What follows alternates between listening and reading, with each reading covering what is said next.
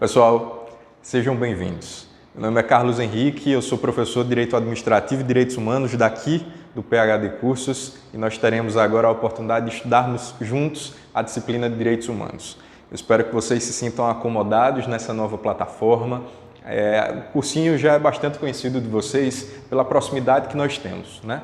Aqui a gente tem sempre essa política de estarmos juntos. Nesse período de isolamento social, de pandemia, o que eu peço que você não faça de forma alguma é desistir do seu sonho, é desistir das suas metas, do seu propósito, dos seus objetivos. E o que nós temos feito, então, agora, a partir desse momento, é tentarmos nos adaptar a essa nova situação que o Brasil está passando para continuarmos juntos com você nessa batalha difícil que é a batalha da aprovação. Mas com certeza, a partir do momento que a gente se esforça para trazer a você um conteúdo de qualidade, com certeza esse caminho, de alguma forma, ele é facilitado, né? Pois bem, hoje nós vamos começar a trabalhar a disciplina de Direitos Humanos. Nós vamos começar através de conceitos introdutórios, conceitos iniciais, vamos passar pela evolução histórica até finalizar nos pactos e nas declarações internacionais, tá certo? Vamos começar do começo, do zero mesmo. Nosso objetivo é que você apreenda dos conceitos mais simples até os conceitos mais complexos, de maneira que você se sinta confiante, seguro no momento da resolução de questões. Tá certo? Vamos juntos. Vamos lá. Teoria Geral dos Direitos Humanos. O que é que eu preciso que você compreenda disso? Teoria Geral dos Direitos Humanos é um conjunto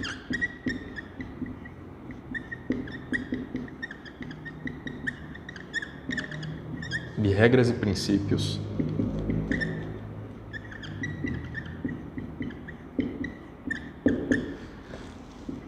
que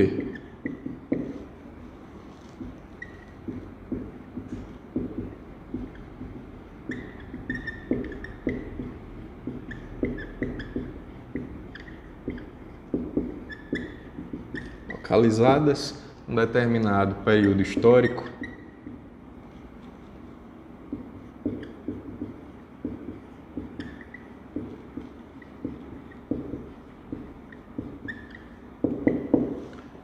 conjunto de regras e princípios que, localizadas em um determinado período histórico, busca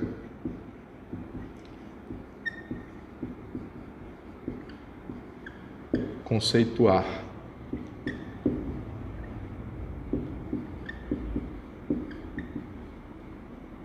dignidade,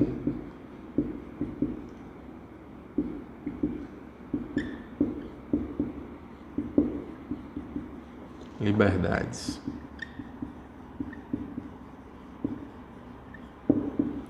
Individuais. O que é que eu preciso que você compreenda aqui, A essencialidade desse termo. A base dos direitos humanos é justamente a dignidade. A base dos direitos humanos é justamente a dignidade, tá certo? Esse conceito ele é muito importante, nós vamos aprofundar ele mais à frente. O que é que eu preciso que você compreenda a partir de agora também?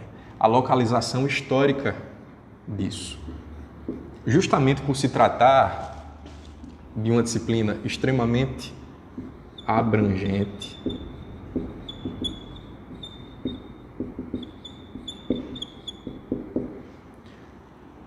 extremamente importante que você entenda que se trata de uma disciplina localizada em determinado período histórico, então tem outro, a historicidade.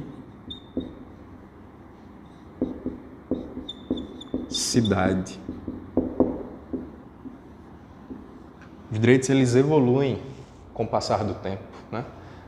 Determinadas proteções elas vão se aprimorando com o passar do tempo. E isso é extremamente importante em matéria de direitos humanos. Pois bem, e elas são fundadas em juízos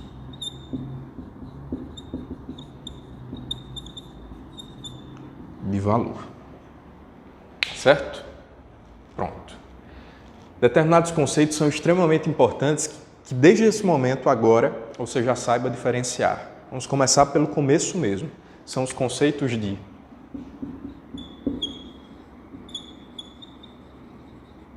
direitos humanos, diferente de direitos fundamentais.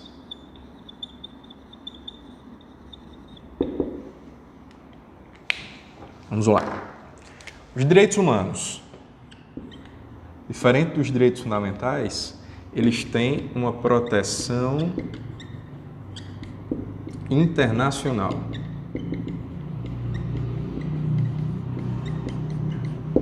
Enquanto que os direitos fundamentais, eles orbitam dentro de uma esfera de proteção interna. Proteção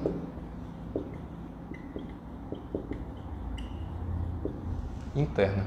Então perceba, enquanto que os direitos humanos, eles estão fundados, estão protegidos, tutelados a partir de tratados e declarações internacionais,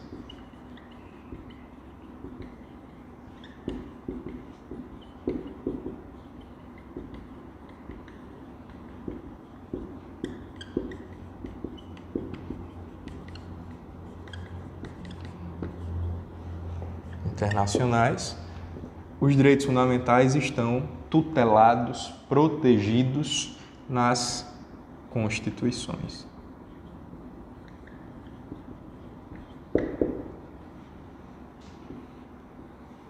Pronto. O que é que eu preciso que você saiba que é extremamente importante? Hoje, esses dois conceitos, os conceitos de direitos humanos e os conceitos de direitos fundamentais, são conceitos,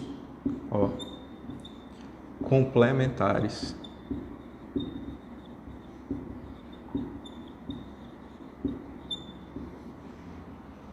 Houve uma época que você fazia essa distinção 100%.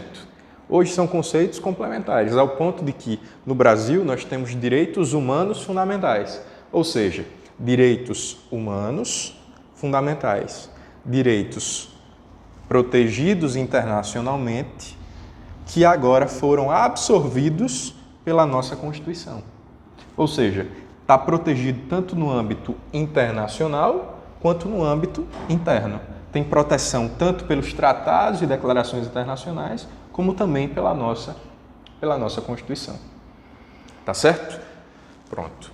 Teoria geral dos direitos humanos, pontuamos conceitos gerais dessa disciplina, pontuamos aqui uma diferenciação essencial também nessa disciplina. A partir de agora nós vamos evoluir para colocação dos direitos, um processo evolutivo conhecido por constitucionalismo, que dentro dessa árvore jurídica, né, em que nós temos diversas áreas, nós temos diversos galhos. Imaginem que aqui eu tenho o direito, a árvore do direito, né? E aqui, no meio nessa árvore do direito, cada galho representa uma seara jurídica, uma área jurídica. Então eu tenho o direito penal, eu tenho o direito processual penal, eu tenho o direito administrativo, tenho o direito civil, tenho o direito do trabalho, né? Eu tenho também o direito constitucional. E os direitos humanos, ele tem uma vinculação muito forte com o direito constitucional. Você vai conseguir entender a partir de agora, a partir desse processo evolutivo que nós vamos falar, contextualizando e historicizando para vocês o chamado constitucionalismo. Vamos lá.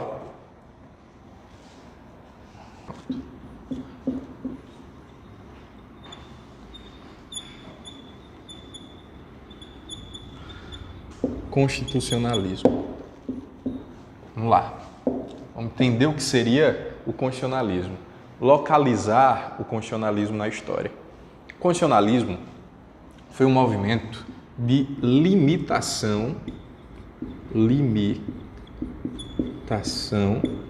do Estado.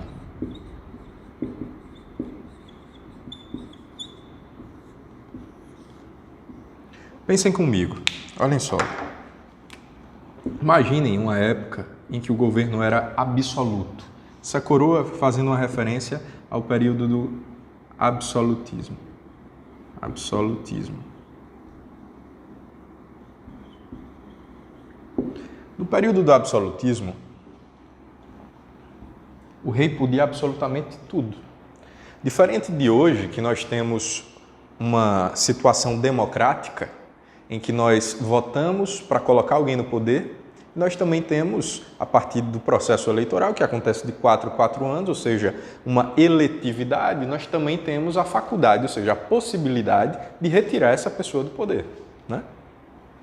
Perceba que isso faz com que nós estejamos hoje num processo democrático, certo? Diferente do absolutismo, em que o rei ele era vitalício, ele ficava a vida toda, ele não tinha a obrigação de prestação de contas, como nós temos hoje no processo democrático. Hoje o presidente da República, o governante, ele tem a obrigação de prestar contas, né? Hoje o governante, via de regra, pelo menos, ele não deve se manter no poder de forma vitalícia, por toda a vida. Não. Há a possibilidade de você restringir, diferente daquele período que era vitalício, diferente daquele período absolutismo que também era hereditário. O rei morria, passava para o seu filho, que passava para o seu neto, né? Veja, hoje nós estamos numa situação nova. E essa situação nova nada mais é do que uma situação que surgiu de um processo que visava limitar o Estado. Então imagine aqui o Estado, esse Estado que durante o período do absolutismo podia tudo, e a partir do constitucionalismo nós estamos dizendo assim, ó Estado, você só pode até aqui, você só pode até aqui, você só pode até aqui, você só pode até aqui, que visava limitar a atuação do Estado. E como é que isso era feito? Através do que isso era feito? Através da defesa de garantias e direitos fundamentais.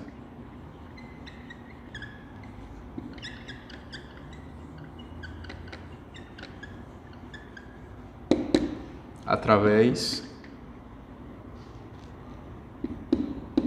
da separação dos 3 poderes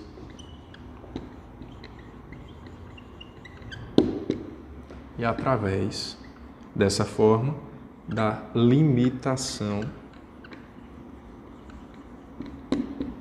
do governo.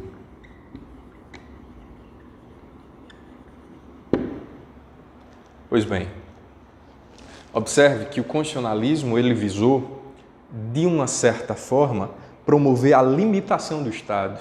Dizer, Estado, você não pode fazer tudo. Governante, você não pode fazer o que você quiser. Existem coisas que estão sob seu comando e outras não. E mais, você não vai ficar para toda a vida no governo. Você não tem o poder para o resto da vida. Não é seu filho que vai se manter no poder, depois seu neto, depois seu bisneto. Não. Há a possibilidade de nós, limitando o seu poder, promovermos um processo democrático, que é o que nós vemos hoje, por exemplo, né? Em que os governantes são obrigados a prestar contas, em que nós temos esse processo eletivo. Então, veja, isso nada mais é do que um processo que promoveu limites. Promoveu limites defendendo garantias e direitos fundamentais, defendendo a separação dos 3 poderes. Então, eu tenho, nesse poder que seria uno, né? Mas nós dizemos que são 3 poderes, que são eles: o poder legislativo, o poder executivo e o poder judiciário. Evitar que tudo se concentre no governante. Justamente dizer, executivo execute, legislativo legisle, judiciário julgue. Pode acontecer de algum desses poderes desenvolverem funções típicas e atípicas? Claro. Claro que pode. Nós dizemos, inclusive, que há a possibilidade de haver um sistema de freios e contrapesos. Check and balance. Veja só. Imagine que aqui eu tenho 3 pêndulos. Então, imagine que isso aqui seja um pêndulo representando o poder executivo. Imagine que isso aqui seja um pêndulo representando o poder legislativo. Imagine que isso aqui seja outro pêndulo representando o poder judiciário. Agora imagine que esse pêndulo que representa o executivo bate no legislativo.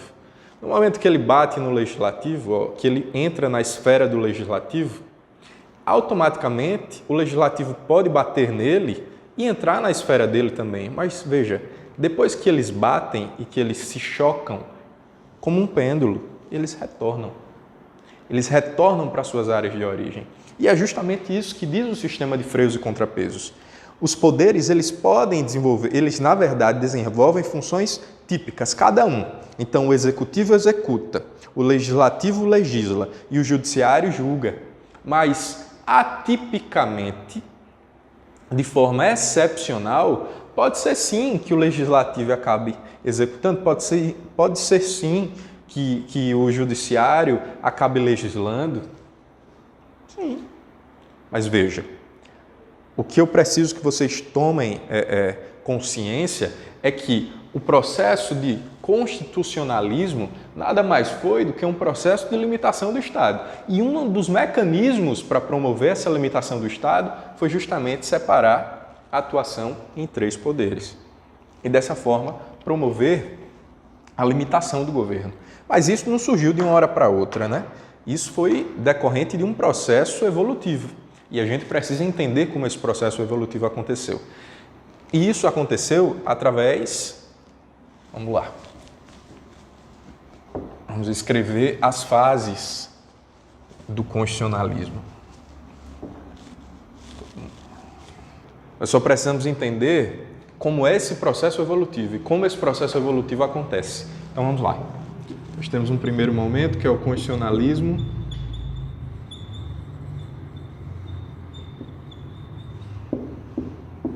antigo. Depois eu tenho o constitucionalismo clássico. Depois eu tenho o constitucionalismo moderno e por fim eu tenho o constitucionalismo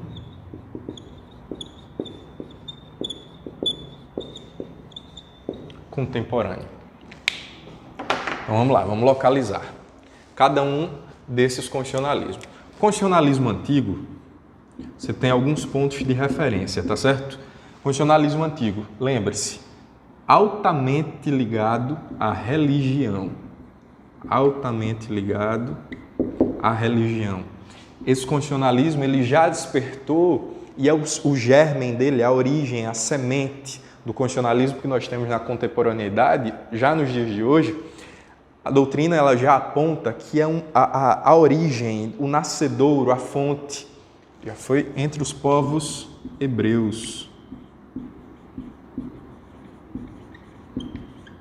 Nós temos uma representatividade do constitucionalismo antigo também, Grécia e Roma. Esse constitucionalismo antigo, eu tenho uma referência das chamadas constituições consuetudinárias. Deixa eu pegar uma. Constituições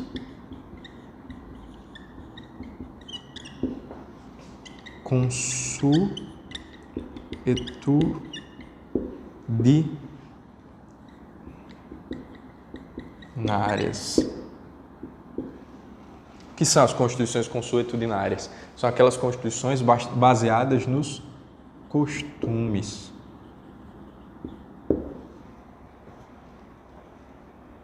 Outra referência do constitucionalismo antigo, Inglaterra.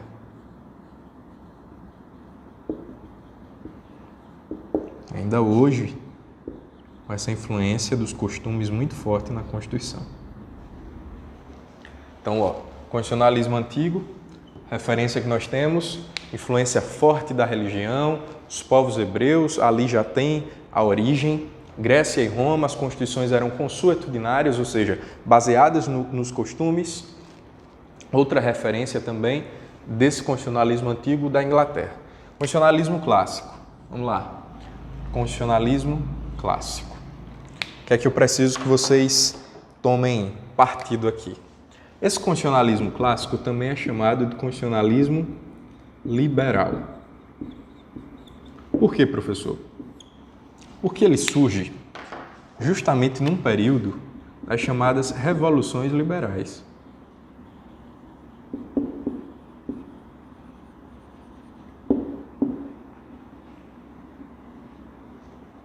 Então, nós temos as referências aqui, a França e os Estados Unidos. Estados Unidos. Vamos lá. Imagine uma população formada extremamente sectarizada, ou seja, uma população bem dividida. Então, você tem aqui a pirâmide social, em que na pontinha dessa pirâmide eu tenho o clero, a igreja, depois eu tenho a nobreza, depois eu tenho o povo que envolvia a burguesia, a população como um todo. Pois bem, a base dessa pirâmide era quem sustentava todos os privilégios e as regalias de todos aqueles que ocupavam a pequena parcela do topo da pirâmide. Então, eu tenho aqui, um topo da pirâmide formado pela burguesia e pelo clero, altamente beneficiado pelo trabalho e pelos tributos pagos por essa população aqui, que compõe a base da pirâmide. Então, veja, os tributos estavam sendo cada vez mais abusivos. A população estava sendo cada vez mais explorada. Não houve outra alternativa para a população revoltada com essa situação, senão promover uma revolução. Uma revolução que teve como pauta, que teve como base o lema da chamada igual liberdade, igualdade, fraternidade.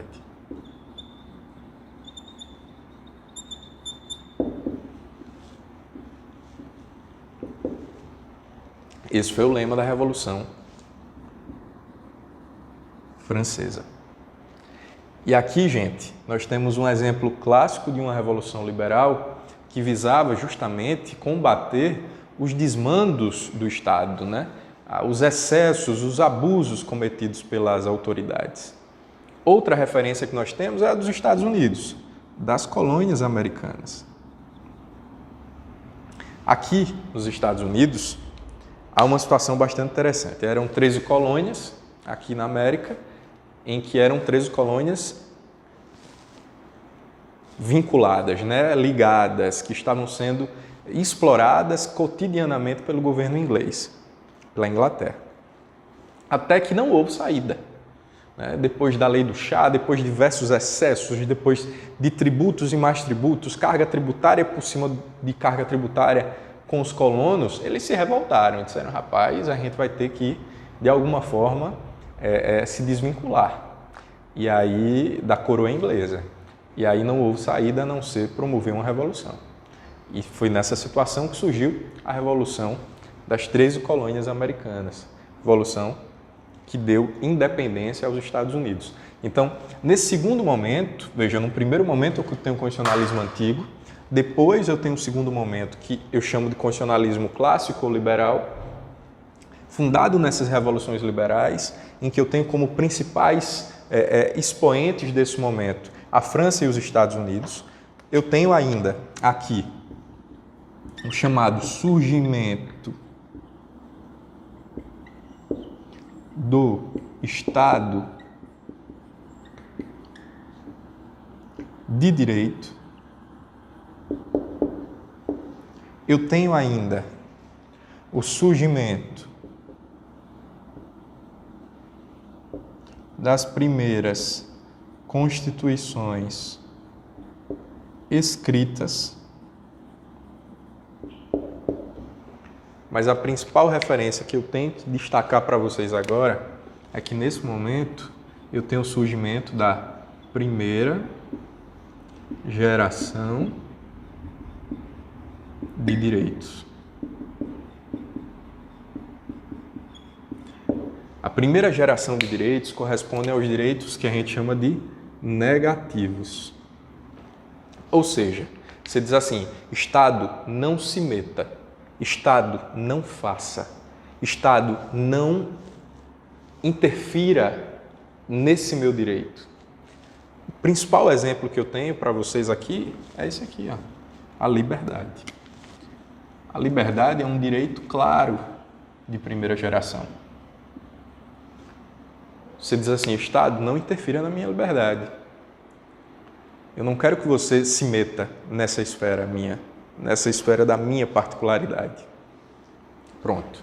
E é nesse momento que surge a primeira geração de direitos, chamado constitucionalismo clássico-liberal, em que eu tenho como principais acontecimentos as chamadas revoluções liberais, os principais expoentes, as revoluções que aconteceram na França e nos Estados Unidos, a chamada Revolução Francesa e a Revolução das 13 Colônias Americanas, o surgimento do Estado de Direito, o surgimento das primeiras constituições escritas e o surgimento da primeira geração de direitos. Nós temos ainda constitucionalismo moderno. Nesse constitucionalismo moderno, que também pode ser chamado de constitucionalismo social.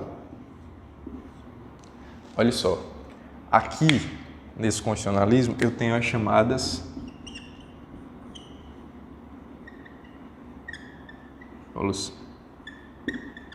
através da Revolução Industrial,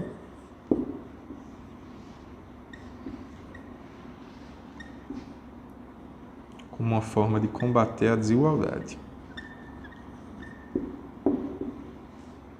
Então veja, surge nesse primeiro momento os direitos de primeira geração, que hoje nós já chamamos de direitos de primeira dimensão. Então a liberdade passou a ser protegida. Protegendo a liberdade, começou a haver um processo de industrialização no mundo. Então nós temos as chamadas revoluções industriais, por exemplo. Nas indústrias, nas fábricas, com a produção extremamente pesada, muito comum era uma exploração no ambiente de trabalho, com jornadas de trabalho abusivas, o pessoal trabalhando horas e horas a fio, colocando até crianças. Nós tivemos a primeira revolução industrial, era a revolução têxtil, de manufaturas. Então, o uso de crianças para fazer a tecelagem de determinados tecidos bastante delicados, você colocava criança para trabalhar numa carga horária também absurda, com um preço de remuneração ínfimo. Então, depois desse processo de extrema exploração, derivado desse primeiro momento de geração de direitos, surge um segundo momento que dizia assim, Estado, tem determinadas áreas que, embora eu compreenda que você não deve se meter, tem outras áreas que você deve se meter. Tem outras áreas que você precisa se meter, que você precisa garantir. Tem direitos que eu preciso que você dê. Você precisa fornecer educação, você precisa fornecer saúde, você precisa dar condições. Então é nesse momento que surge, veja, nesse primeiro momento eu tenho a primeira geração de direitos. Nesse segundo momento, constitucionalismo moderno e social, embora que nesse primeiro eu tenha o surgimento do Estado de Direito, nesse constitucionalismo moderno e social eu tenho o surgimento do Estado social. Enquanto que aqui, no constitucionalismo clássico liberal, eu tenho o surgimento das primeiras constituições escritas, aqui no constitucionalismo moderno social, eu tenho o surgimento das constituições sociais. E as principais referências que eu posso trazer para vocês são duas: a Constituição Mexicana de 1917 e a Constituição de Weimar, a Constituição Alemã de 1919. São as duas principais referências de constituições sociais, que visavam justamente defender direitos de segunda geração. Segunda geração de direitos. Chamado constitucionalismo moderno social. Esse constitucionalismo moderno social, referenciado através dessas constituições sociais, referem-se à segunda geração de direitos. Então veja, nós temos num primeiro momento o constitucionalismo antigo, fundado na religião, representado pelos povos hebreus, Grécia e Roma, constituições consuetudinárias baseadas nos costumes. Outro exemplo é a Inglaterra.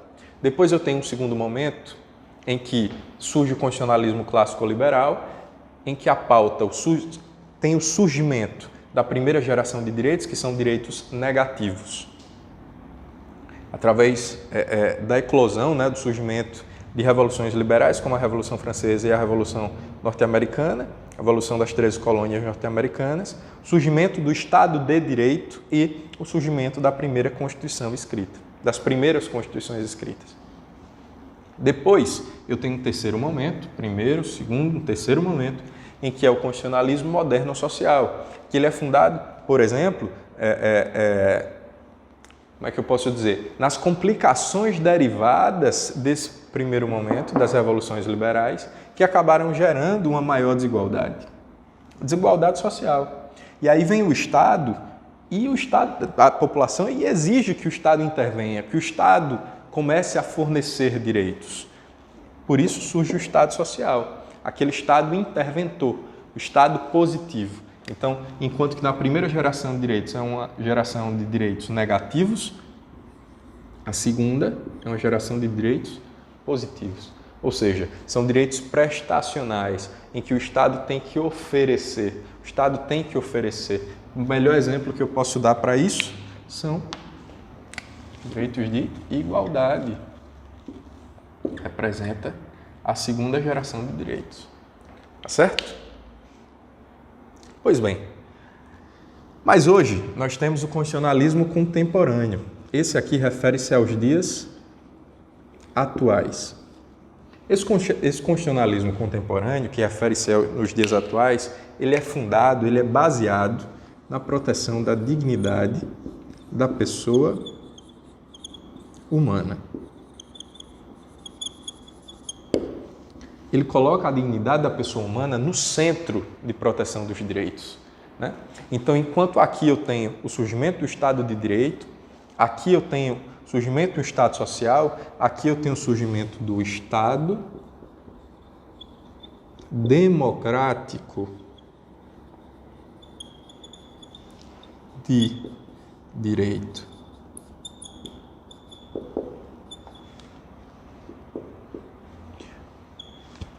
Certo? Enquanto que aqui eu tenho um Estado de direito, aqui eu tenho um Estado social, aqui eu tenho uma evolução disso. O Estado democrático de direito, ou seja, democrático, visa defender a democracia, o voto, a igualdade. Entender que você, enquanto cidadão, você é protagonista do governo. Você pode exigir do governo, sim. As pessoas têm igualdade de direitos. As pessoas podem ter participação popular, as pessoas podem intervir nos rumos que o governo pode tomar. Tá certo? Então, perceba o processo evolutivo até chegar nos dias atuais, né? Nesse momento, nós temos ainda uma evolução de geração de direitos ou de dimensão de direitos. Nós alcançamos a terceira geração de direitos. Essa terceira geração de direitos compreendem os direitos difusos e coletivos. Enquanto que aqui a primeira geração traz os direitos negativos, a segunda geração traz os direitos positivos, a terceira geração apresenta-nos os direitos difusos e coletivos. Principal representação que eu posso trazer para vocês disso? Os direitos de fraternidade. E dessa forma, nós consolidamos aquilo que nós entendemos hoje por direitos fundamentais, direitos humanos fundamentais. Só que todas essas garantias, para chegarem no aspecto que nós vemos hoje, na modelação que nós vemos hoje, claramente, perceba, passou por um processo evolutivo. E é justamente por isso que no próximo break nós vamos entender quais são as principais características desses direitos humanos fundamentais, vamos entender o que compõe cada um desses direitos fundamentais de uma forma genérica, para que você entenda, inclusive, como isso é cobrado em questão de concurso. Mas veja, a partir do momento em que você já compreendeu todo o processo evolutivo, para que a gente entenda qual a colocação desses direitos humanos fundamentais na atualidade, ou seja, localizados nesse constitucionalismo contemporâneo. Vamos lá.